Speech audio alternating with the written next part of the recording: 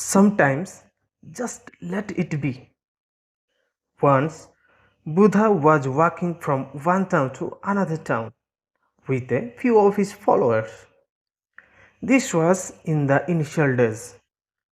While they were traveling, they happened to pass a lake.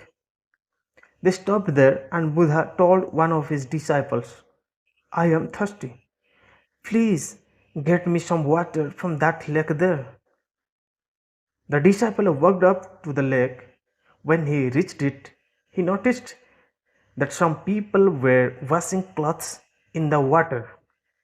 And right at that moment, a bullock cart started crossing the lake right at the edge of it. As a result, the water became very muddy, very turbid. The disciple thought, how can I give this muddy water to Buddha to drink? So he came back and told the Buddha, the water in there is very muddy.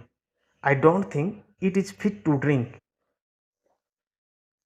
So the Buddha said, let us take a little rest here by the tree.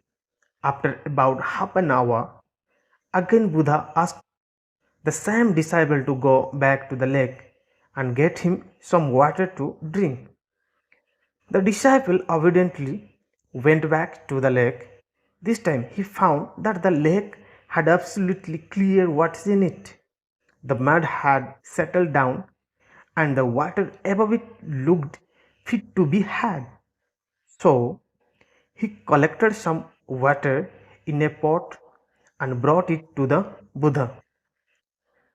The Buddha looked at the water and then he looked up at the disciple and said, see, you let the water be and the mud settled down on its own. You got a clear water. It didn't require any effort. The moral of the story, your mind is also like that. When it is disturbed, just let it be. Give it a little time, it will settle down on its own.